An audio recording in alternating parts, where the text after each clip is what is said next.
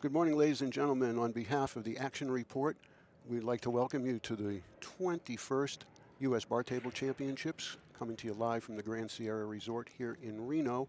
And our coverage is sponsored by CueSports International and by Bad Boys Billiard Productions. We have winner's side action for you right now between Scott the Freezer and the South Dakota Kid SVB. There are 8 men left on the winner's side in 10 ball. And you'll see great action here throughout the day. Don't know who we'll have for you next. Of course, that'll depend on how it's fed in from here. Shane with the winning of the lag, and he will open things up here in a race to 7. Once again, if you're just joining us today, I will give you a quick rundown on the rules while Shane's racking them up. It is rack your own. They're racked to 2 and 3 in the corners. It is an alternate break format, race to 7. The 10 does not count on the break in any pocket. It spots immediately. Legal break requires either a ball to be made or 4 balls to the cushions. If that doesn't happen, it's a ball in hand foul. Pushouts allowed after a legal break. 3 foul rule is in effect. And this is call, ball, and pocket. And I will continue to finish that up right after Shane breaks here, and that'll complete our rules for the opening here today.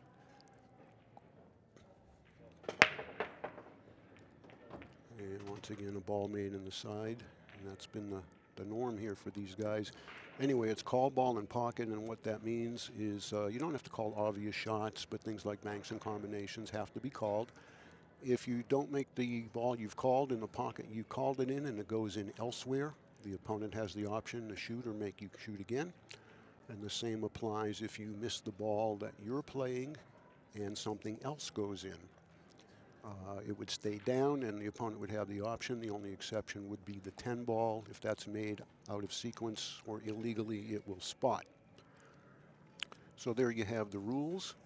And jump cues are allowed, and that's what Shane is doing now. And while he's putting his jump cue together, I just want to also take a quick opportunity to thank the rest of our industry partners for all their support.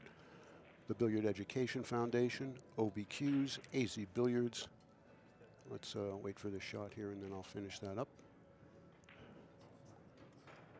Well, he's still looking, so we want to thank Simonis, Diamond, the Magic Rack, Kamui, Predator, and once again, real happy to have him with us here. Cyclop Pool Balls. Shane is elected to push. I think he's pushing for a better jump. He didn't like where the proximity of the 2 and 4 were the cue ball, so he's tempting Scott to do the jump shot. He knows if he doesn't, Shane will, and it also looks like they're smiling at each other out there because he knows what's going on. And it also looks like the position of the 2 ball lays pretty well for making the jump and stopping. And he says, go ahead.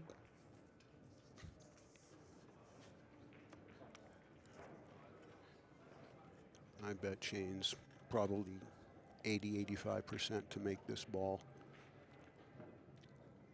And Scott knows that too. But Scott also knows if he doesn't make it, he's going to sell the rack out. Bingo.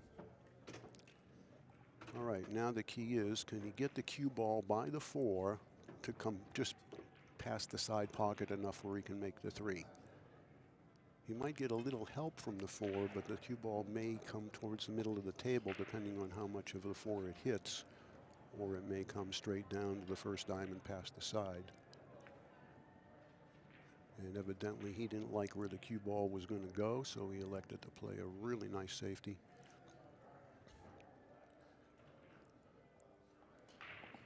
And this is not going to be an easy ball to hit.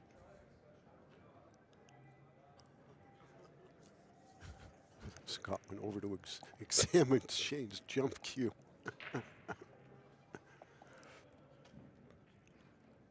Now, he's got to, I don't know if he can get under that 8 and back it up. That don't look good. I wonder if he can go 2 rails out of the upper left corner. No, is he going in between the 6 and the 8?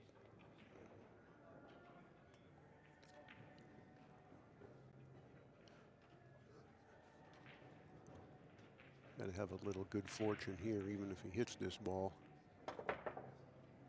Look at this, hit it. Oh. That was a really good effort because that was the only way he could hit it, was actually going off the third or fourth rail. But it's most likely going to cost him the game.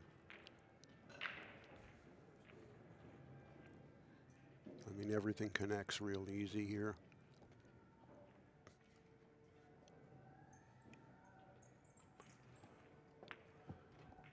If you were with us yesterday, you know our very first match of the day yesterday was Scott and Brandon Schuff.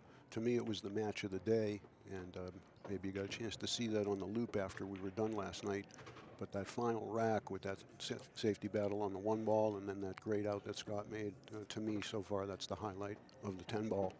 But hopefully we'll be able to exceed that a little bit here for you today.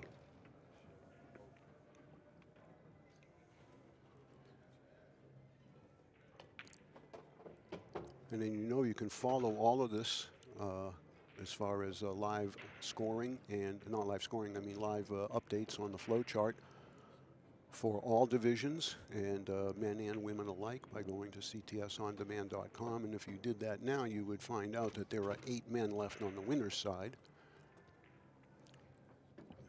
And they're all playing now, I believe. So there'll be 4 after this, and I'm sure we'll have one of those 2 for you.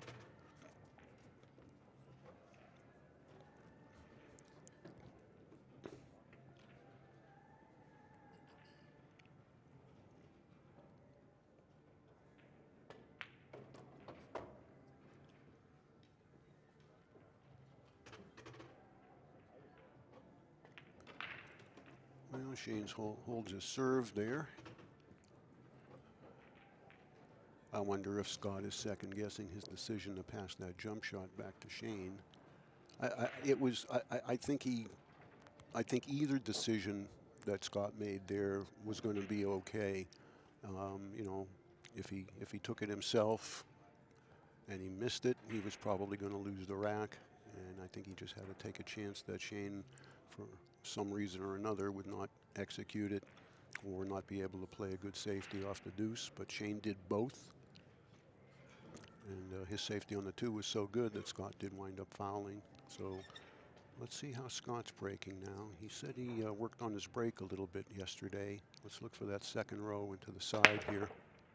Yep, that's what he got.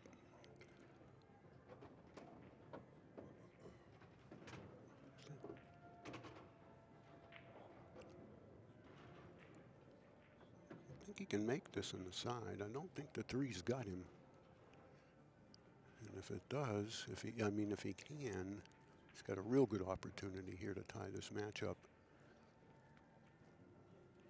Looks like he's thin enough that he can come around the 4. He was looking to see if the 3 would go in the side and then just hit it soft. He can also bank this if he likes.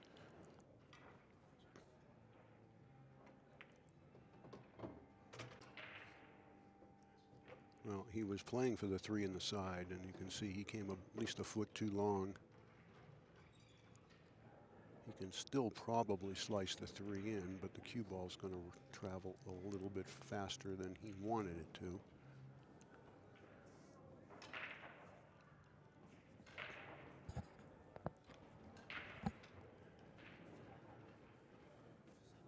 Might even put a little inside on it to kill it off the short rail.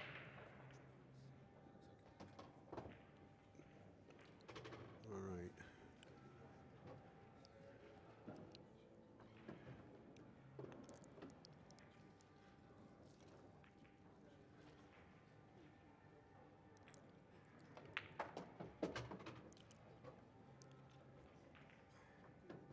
The 7's laying in a really good position to get to the 8.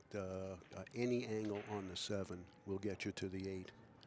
Even straight in will get you to the 8.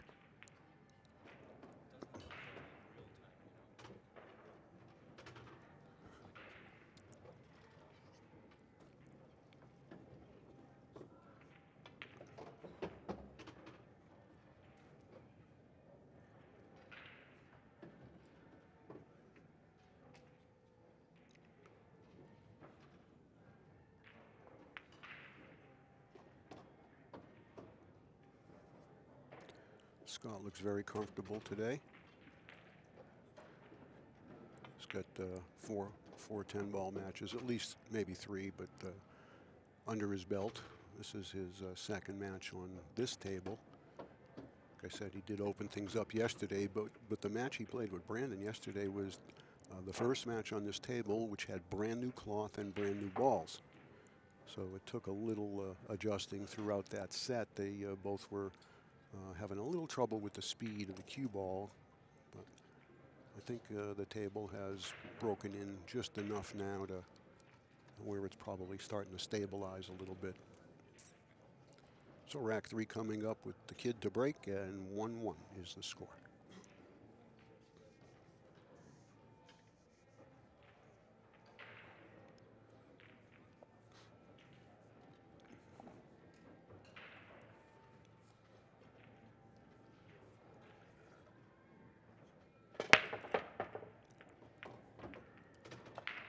They're both breaking just about identically and having success with the second ball in the side. It looks to me like this one will pass. Maybe to the outside of the pocket, but it does go. Ooh, well, it would have gone.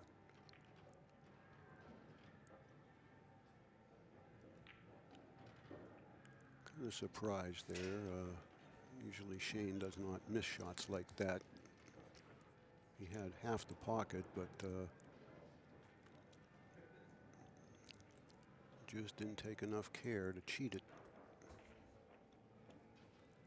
Got away with it, but I think Scott's happy to be at the table, because if Shane made the 1, chances are he was out. You can see they're all open and they all go. 1 pocket kick here. Problem with that is the 7 ball is impeding what he'd like to do off the second rail. He's going to have to back kick it.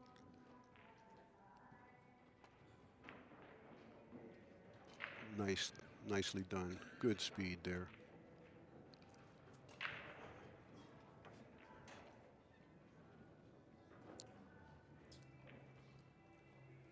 Shane's faced with kind of a similar situation here. He could go 2-rail kick at the 1, but the cue ball is going to come at the 9 if he does that. And he won't be able to hide the cue ball. So he may be going right into it rather than... No, he did do it that way.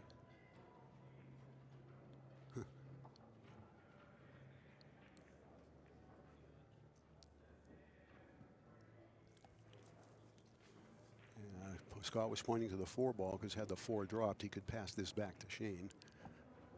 But he's got to really load this up with some masse. He can hit maybe the middle diamond, maybe a little further down.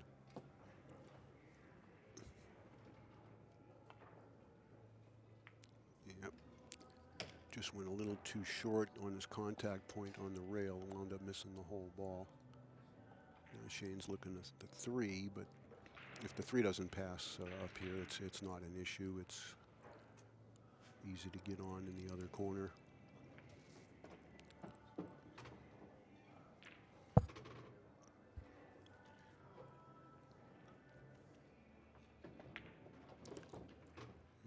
Obviously it goes.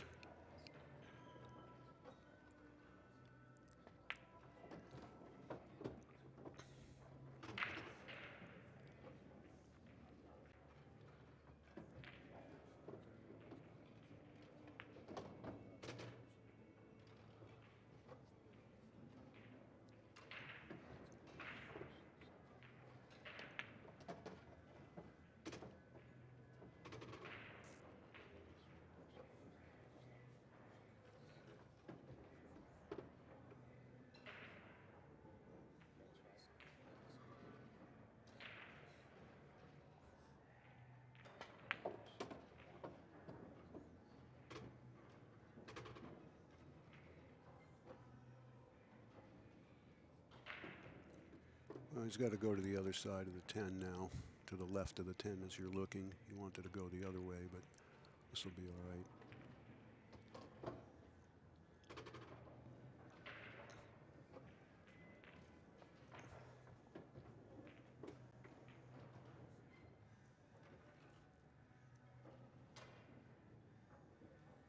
3 rails.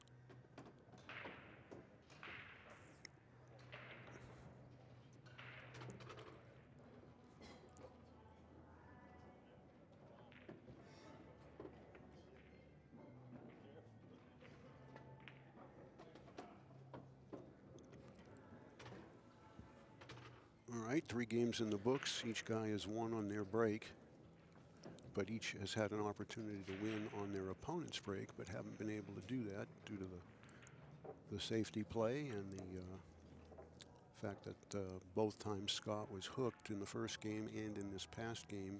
He did wind up giving ball in hand to Shane, and that's death, as we all know.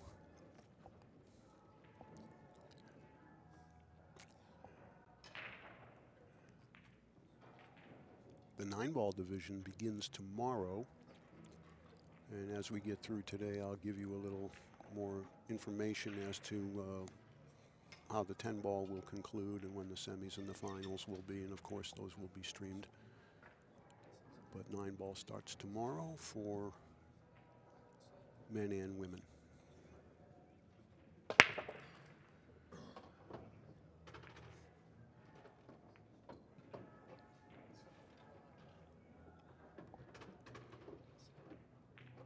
Well, he's got a really narrow side pocket to shoot this into, but I believe he absolutely has to.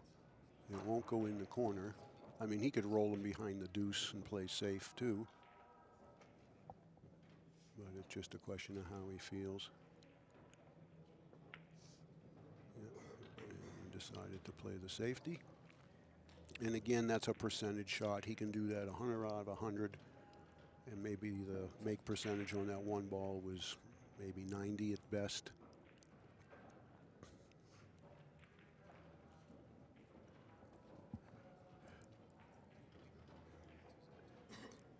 The 8-ball is in a position where it's impeding Shane's 2-rail kick.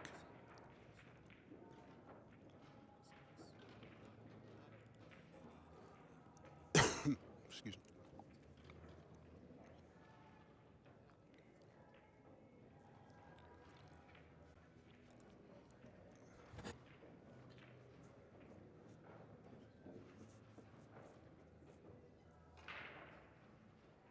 He's going straight up at it.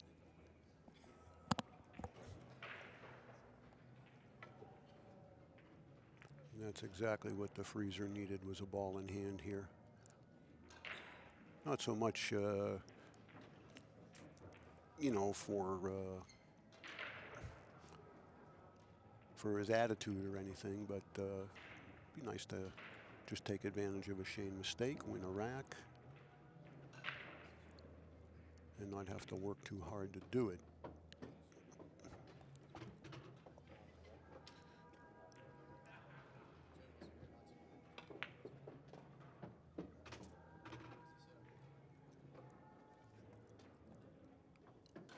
That's the 6 by Scott's arm. So he will have to just negotiate the 7 to the 8. So he wants to be careful here and get the correct angle. Oh my gosh. That's the take it for granted stroke.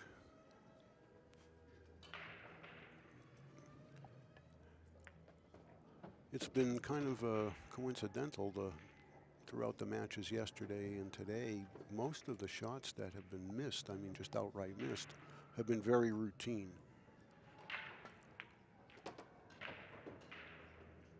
And for Scott not to get out there with ball in hand, hopefully it won't affect him too much here for the rest of the racks.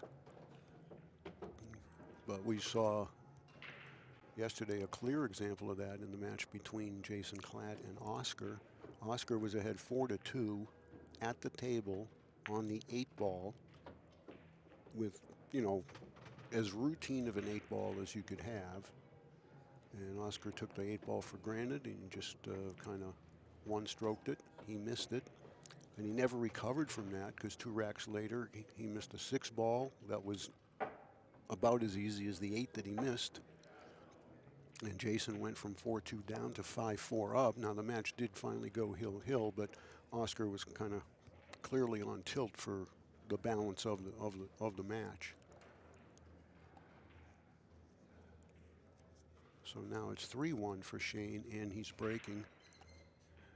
And Scott needs a turnover here to get that one back and try to get back on serve, because he's already at a disadvantage with Shane having won the leg.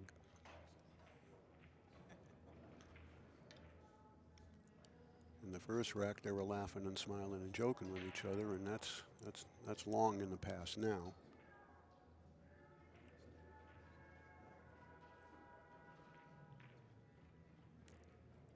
All right, let's watch the 7 ball in the left side as you're looking.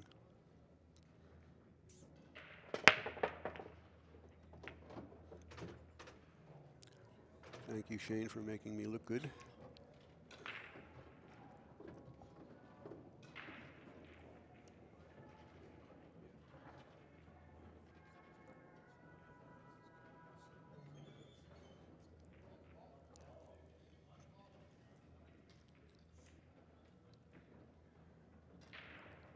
Well, he can't cut the 1 to this pocket without doing something to the cue ball, because the 8's in the way of coming forward, but he is going to shoot it in the lower left.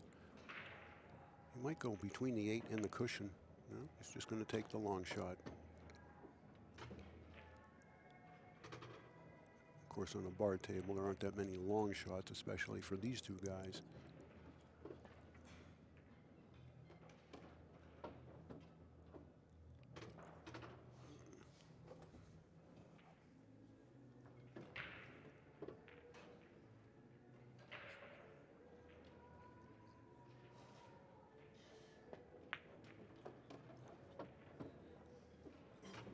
Scott's going to pay dearly for that 6 ball he missed.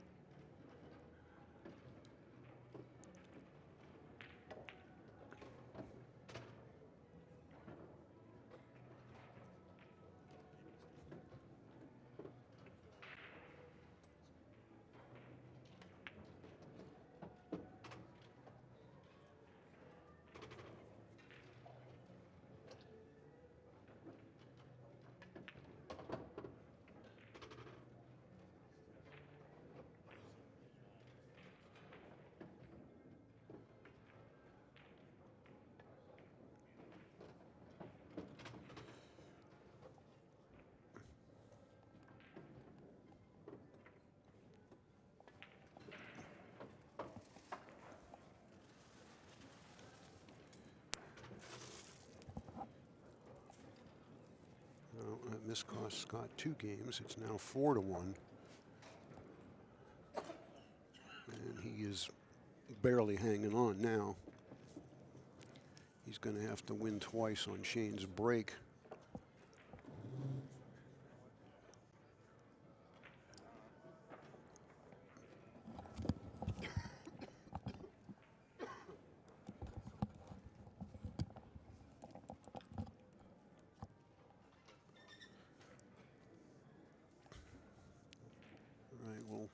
Watch the 8 ball here.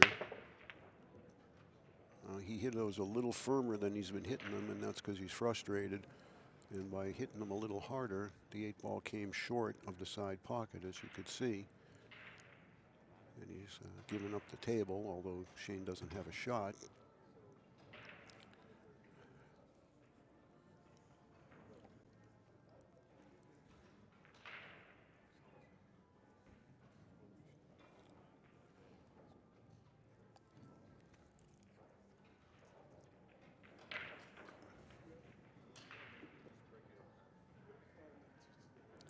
He's going to push for a jump shot, or he's going to shoot the jump shot right here. I thought maybe he was going to push it a little bit behind towards the cushion where he could get a little better grip on it, but he's going to go ahead and shoot it now. He doesn't have much of the 2 to get over, but he's only about 2-3 inches from the ball.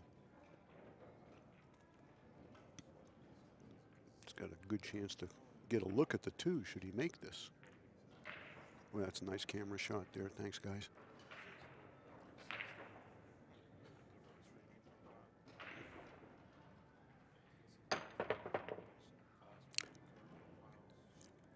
it hit the one on the fly.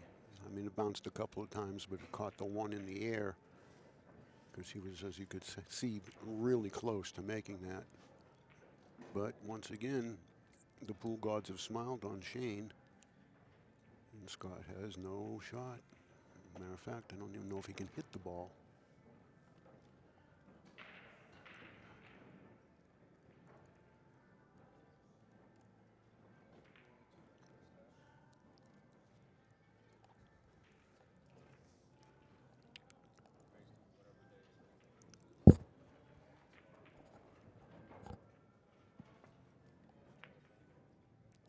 He needs a roll big time.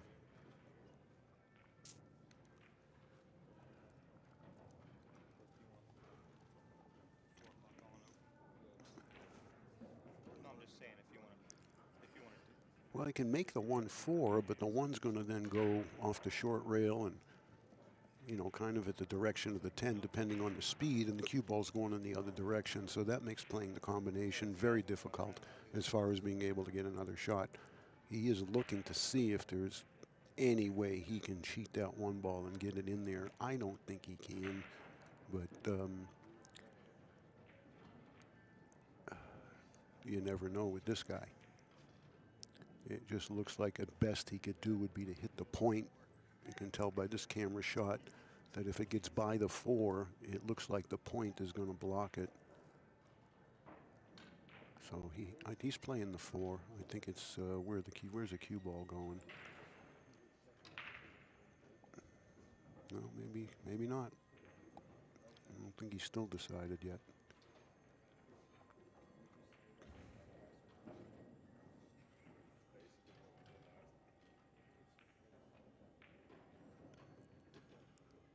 Might be playing all out safe here.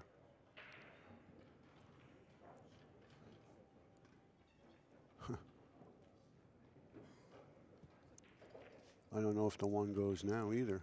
Shane's not happy with what he did. He wanted the cue ball over there kind of behind the 7 where Scott just picked up the magic rack. Wanted to save him. But once again, he's gotten pretty fortunate. Because if he's got to hit this with a little bit of speed to get out for the 2. And like I said, at best, he's going at the point.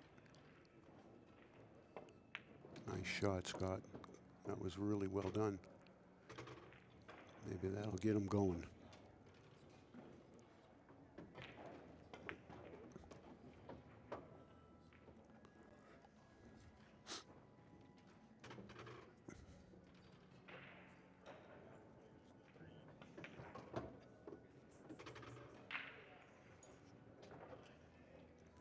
Got to be careful here now.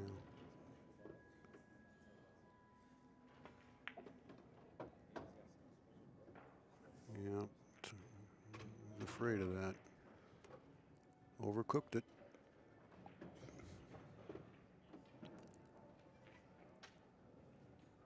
Might be able to spin this in.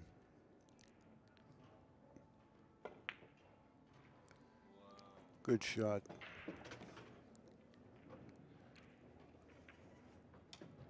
Yeah, he's in all-out offense mode. He's got to shoot to win. Made a real nice opening shot on the 1, and a beautiful bank on the 5.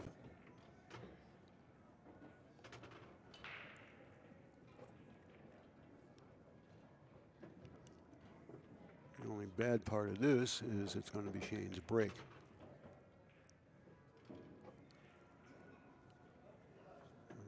Stay down now, nice and smooth. See if his head stays still. It did.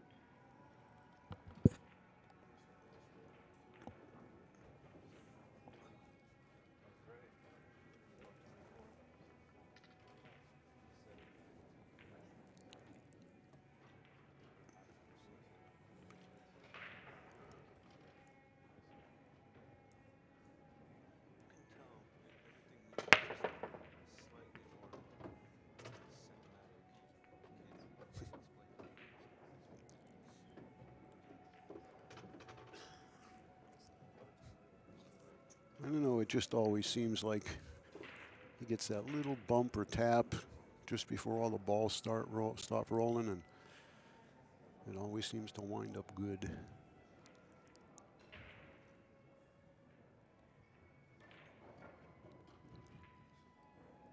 Well, his problem here, of course, is getting on the 3. He can't draw it because the 9's there, unless he can draw it off of the right side of the 9 as you're looking.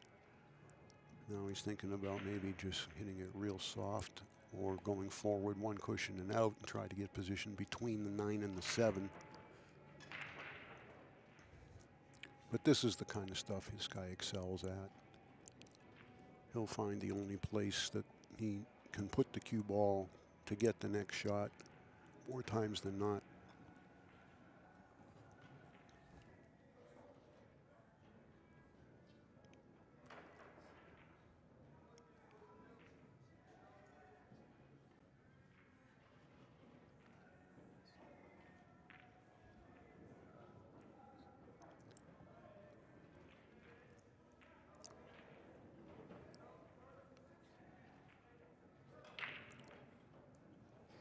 Well, that's the 3rd different place he's looked to see where he can put the cue ball. And that's a sign of a champion. He's going to walk around and look at every possibility here before he makes his decision.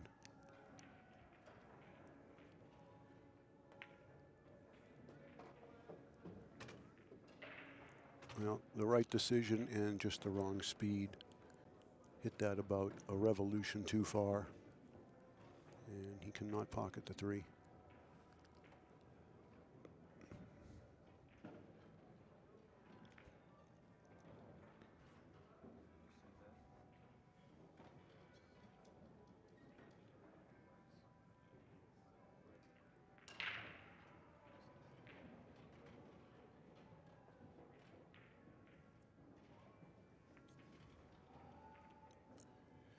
Well, a turnover for Scott, and he really needs to win this rack. He doesn't have the break in the next game. Oh, yes, he does, excuse me. He does have the break in the next game. So this would give him a chance to actually tie the match up and get back on serve.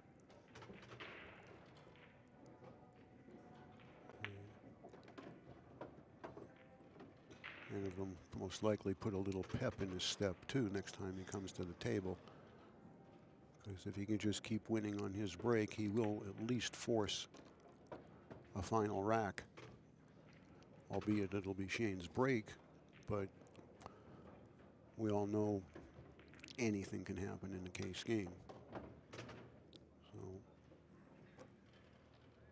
this is real big for Scotty here to win this and then break and hold serve.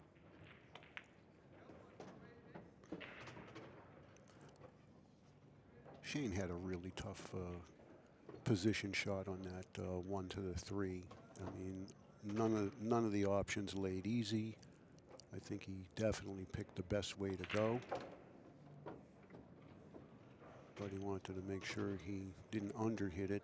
And he also had to make sure he pocketed the ball and didn't let it skid. So we're back at 4-3 now. And this is a big game for the Freezer.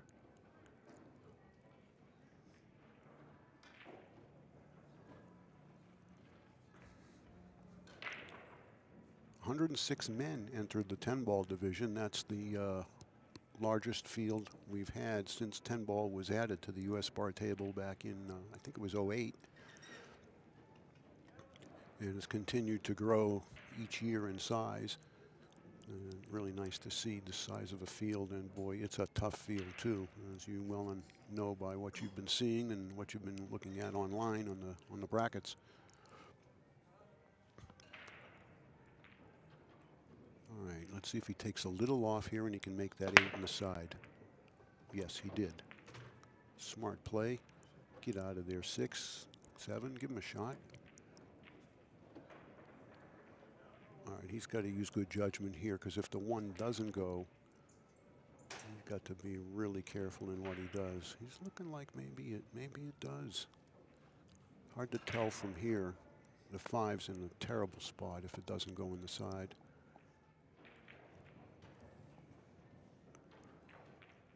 It may be off the cushion just enough to do that.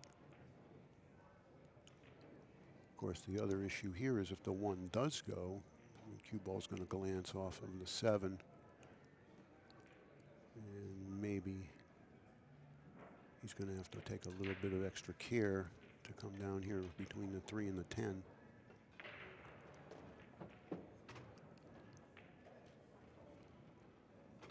Well done.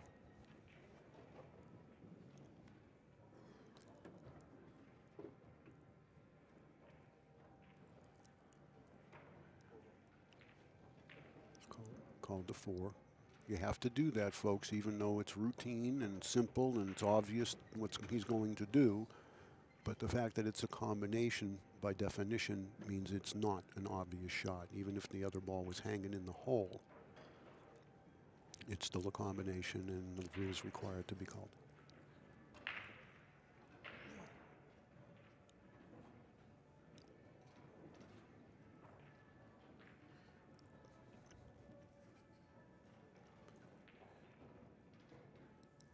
I don't think I try to mess with moving the 5 here. He can, but then he doesn't really have a guaranteed shot at the 3. But if the 5 doesn't go in the side, he's going to have to get an angle on the 3 where he can get between the 5 and the 9 and shoot it up here. So let's see what he does.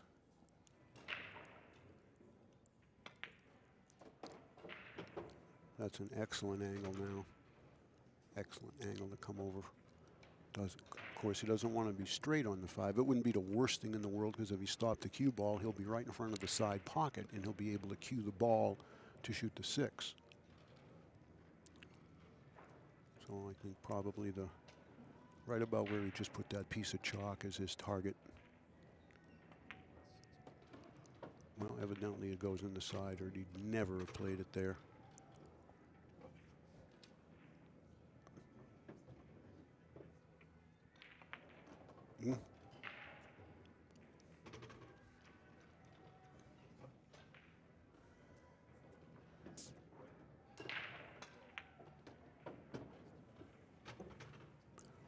He's starting to get his rhythm back now.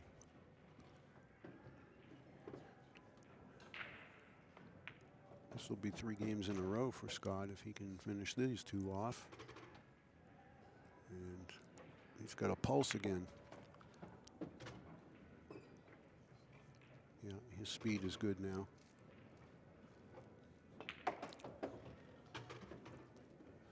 And we are 4-4.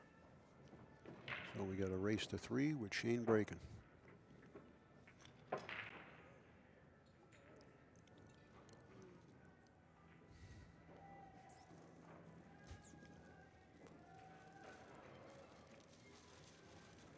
Scott could easily be ahead in this set, 5-3.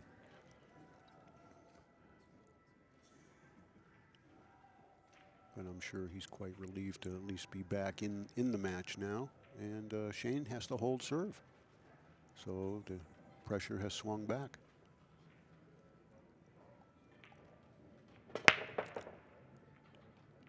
Made neither ball in the side, but he did get the 3 ball 4 rails.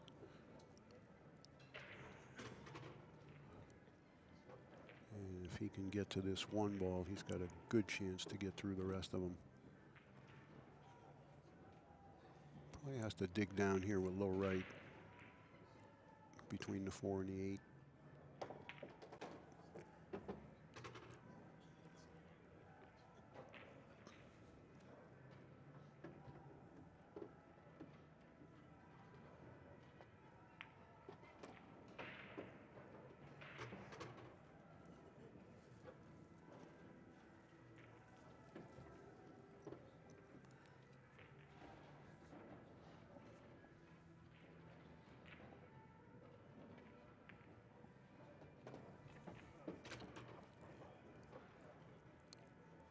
The 6 is the ball against the cushion.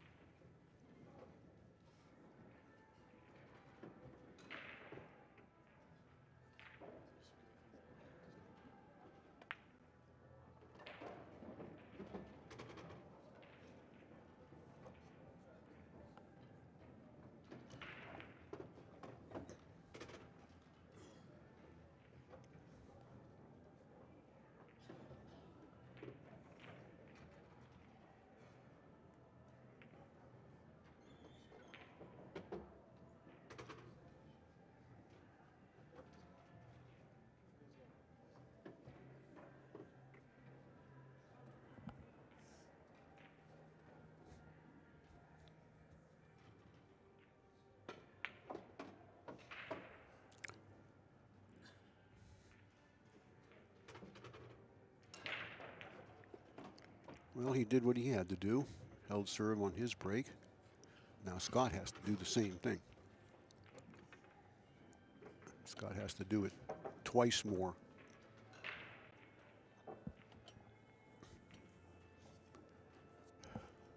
Well, after a few hiccups early in the set by Scott when he fell behind 4-1, it's now turning into a very well-played match.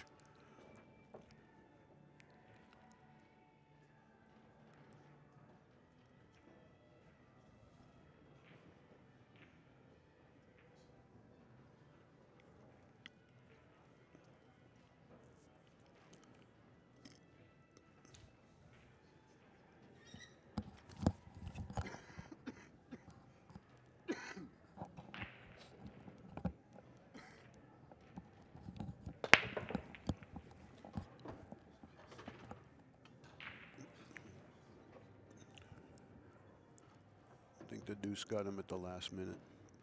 Just that last little roll. Yeah.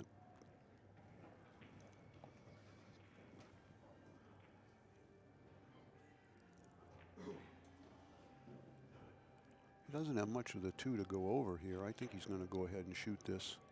He's going to have to jump just about maybe a quarter of the two ball.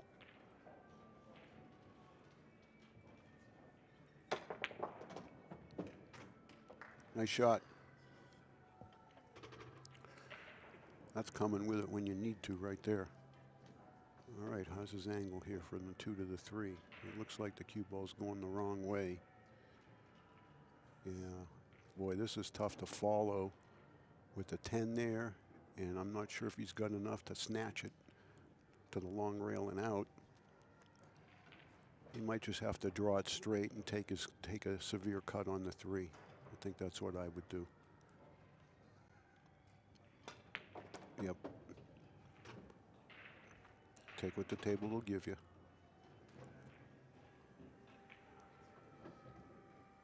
Not sure if he can go over and back and get on the other side of the 4. I think he's going to have to stay here and shoot the 4 and then the long corner. Any angle will do here. Even straight's okay.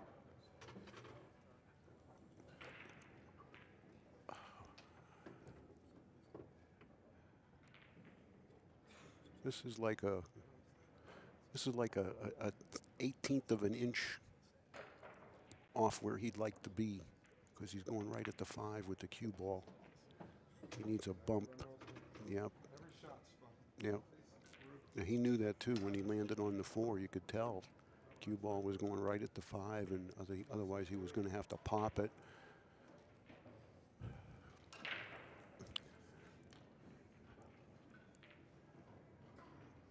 Well, it looks to me like he's got two choices here. Just thin the right side of the 5 and bring the cue ball back here and try to have the 5 not move very far. Or shoot the 5 the other way and try to just go behind the 7 with the cue ball. Neither shot is appealing.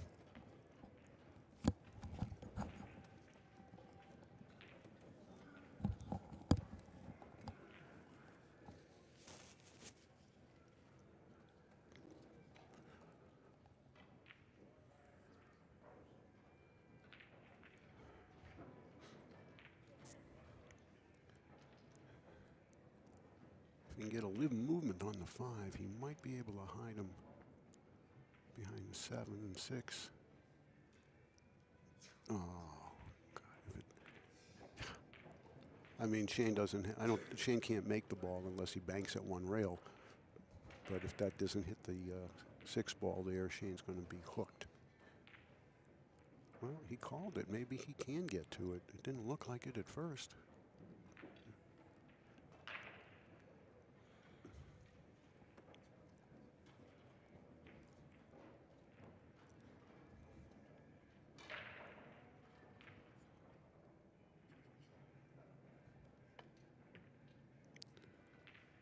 All right, this is going to be Scott's option. Scott's option.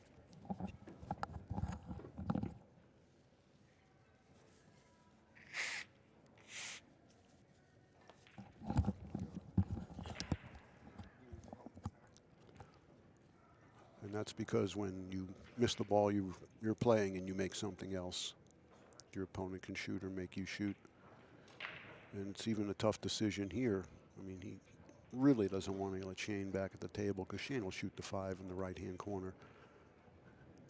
And it's not easy, but I think Scott has to shoot.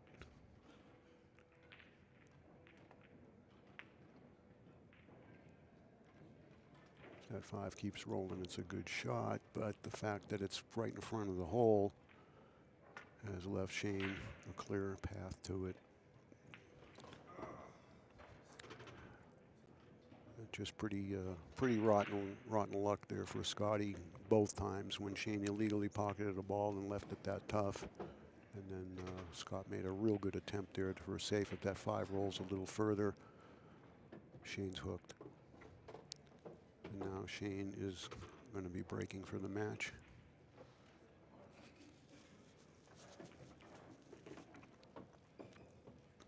And regrettably, you know, although the match was just even, those errors early on in the set kind of caught up with the Freezer a little bit.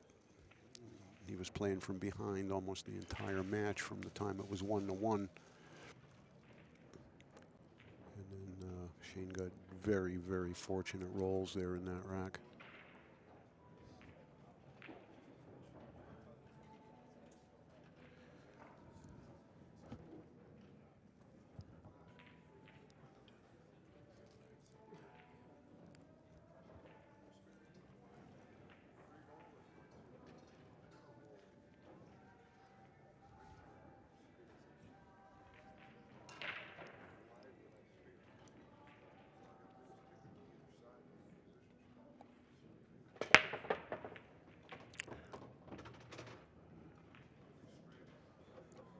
Two needs to help Scott out, and it did.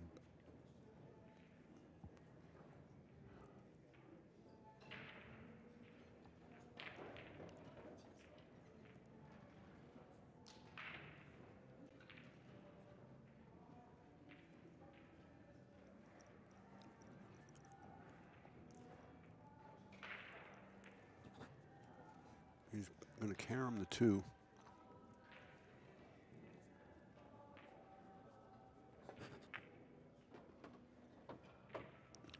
Now he needs more help again. That's twice in a row. Scott got a little bit of a break.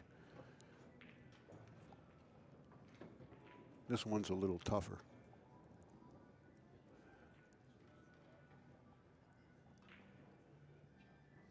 The fact that the balls are so close together, maybe an inch and a half at the most, and the 4 so close to the pocket, he really got to overcut this one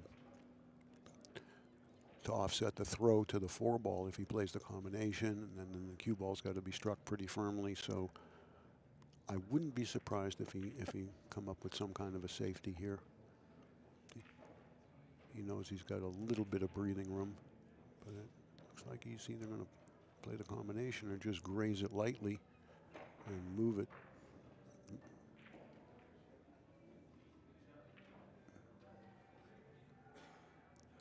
Safe near the 5 ball. Yep. Very smart. Scott's playing this. He has to play it.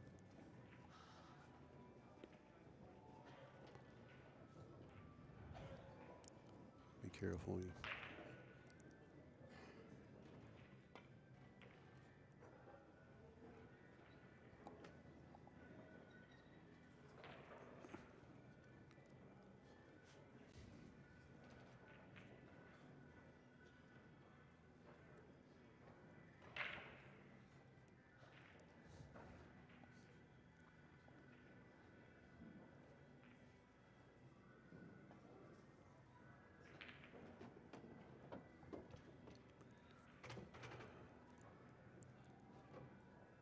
I don't think he got there. He may not be able to cut it in the upper right. I don't think he's got enough of the ball. At least that's the way it looks from here. I mean, once again, it's deceiving from where I'm sitting. but it does look like the 5's got just enough of the cue ball where at best he could do is get the 3, hit it kind of at the 9 ball. I don't think he can hit it full enough to make it.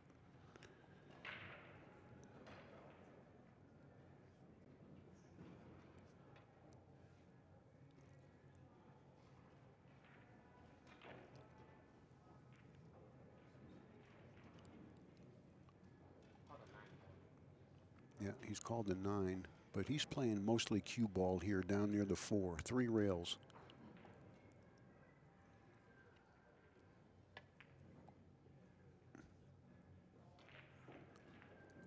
And Scott got a chance.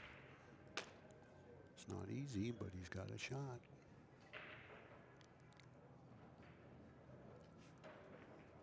The 5 is in a good position right now for this shot. If he goes 2 rails, he can't scratch in that corner.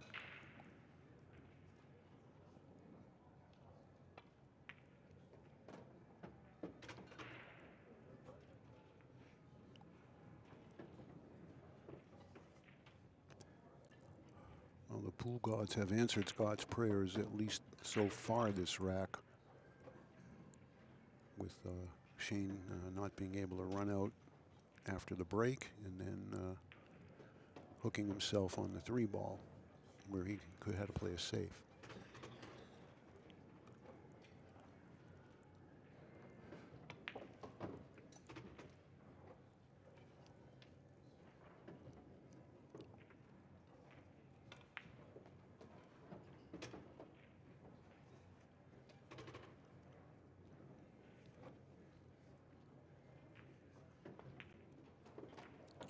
All right, well, 6-5 now, and Scott with a chance to force a case game on his break.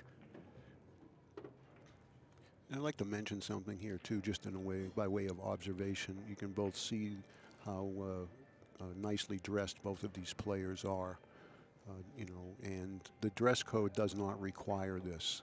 It's a relaxed dress code here at the bar table, even for the TV table.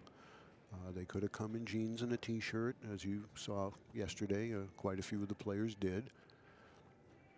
But both yesterday and today, both of these guys had their dress slacks on and nice shirts. And it's just, to me, it's them showing respect for the game and for the live audience and for themselves. And not to say that they may not show up in their next match in jeans and a t-shirt, and there'd be nothing wrong with that. But I just thought I'd like to mention that, because to me it says something about both of these gentlemen.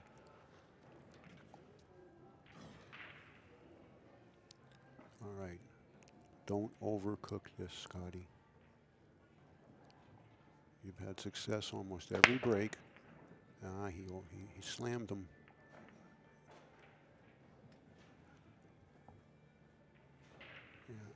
Put a little too much into it.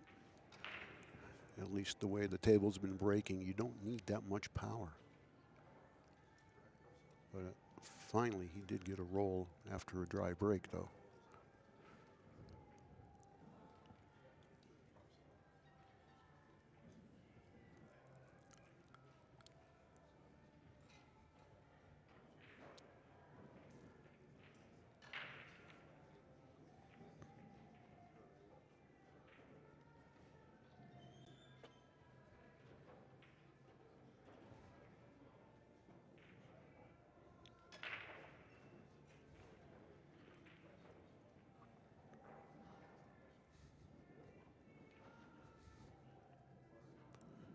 What do you do here, folks?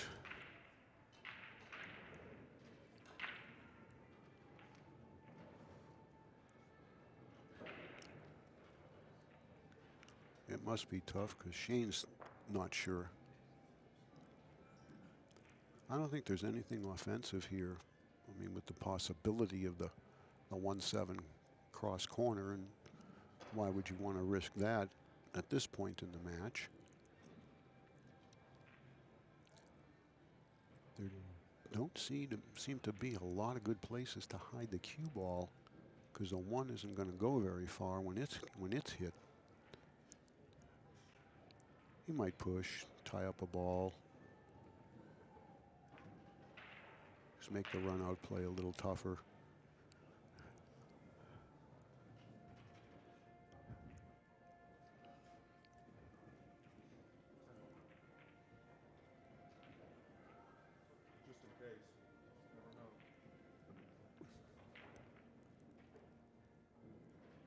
Call the 3 ball or the 1 ball? I think he called the 3 ball. But that was what Shane was going to do if Scott passed it back. So it was actually the right thing for Scott to do, to take that shot.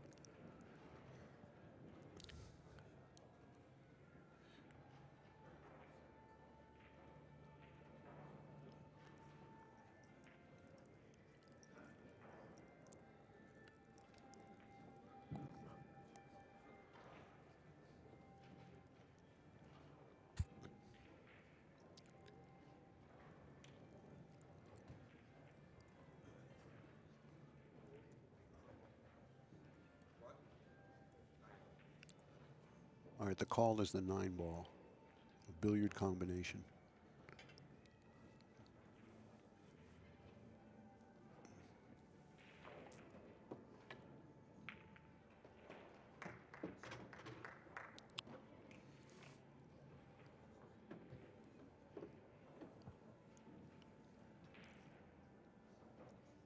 Looks like the 1 goes.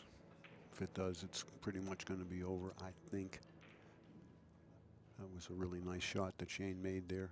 I mean, they were laying good, but you still had to hit it. Oh, look out.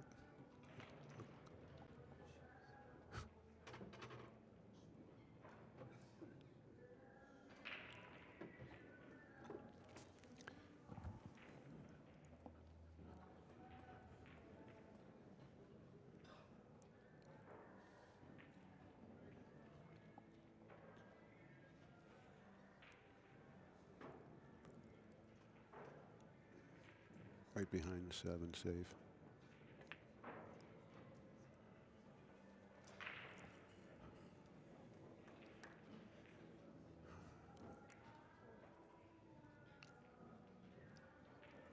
Well, if Scott doesn't hit this ball, he's going to lose the match in all likelihood.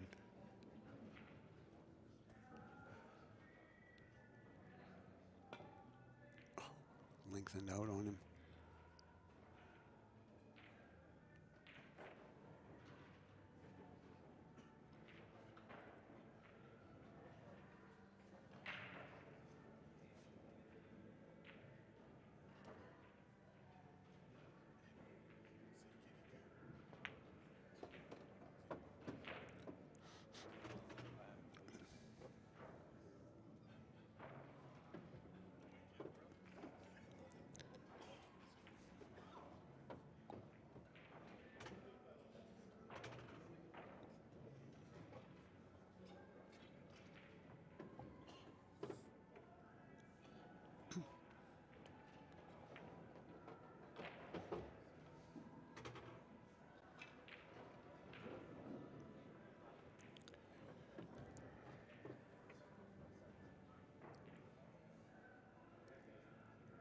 Well, as you can see, the 6 will go on the side, so he doesn't have as much problem here as he would have had the 6 not been able to be pocketed in the side.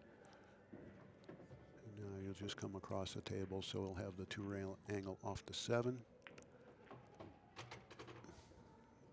And the target here is just short of the 10 ball.